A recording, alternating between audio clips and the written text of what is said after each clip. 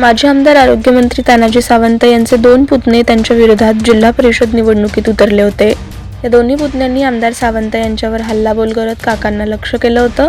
माढा तालुक्यातील मानेगाव गटातील विजयानंतर शिवाजी सावंत यांनी त्यांचे बंधू तानाजी सावंत यांच्यावर उघडपणे हल्ला केलाय। तानाजी सावंतांनी एक नव्हे तर 2 पुतण्यांना पाडण्याचा प्रयत्न केला।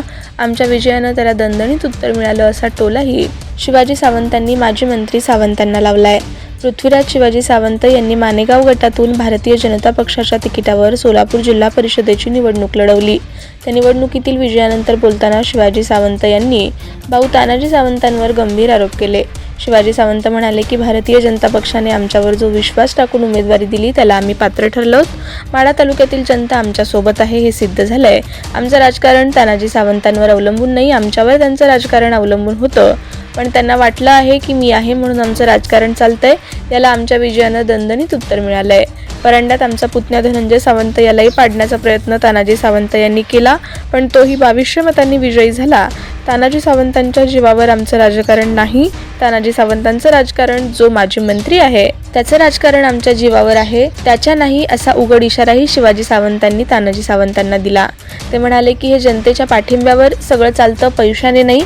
त्याला वाटतं की पैशाने सगळं चालतं, पण पैशाने काही विकत घेता येत नाही, माणसं तर मिळतच नाहीत। त्याला माणसं कमवावी लागतात। त्यांची 1 कोटी 2 कोटीची तिकली पैकून मी सांगतो, पैशाने माणसं मिळत नाहीत, ती कमवावी लागतात, टिकवावी लागतात।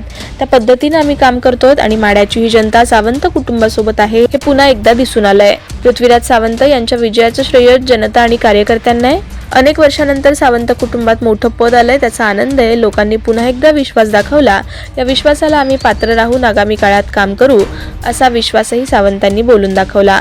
पृथ्वीराज सावंत यांना जिल्हा परिषदेत काय संधी द्यायची याचा निर्णय भारतीय जनता पक्ष ठरवेल असं सांगून त्यांनी याबाबत जास्त बोलणं शिवाजीराव सावंत यांनी टाळलं।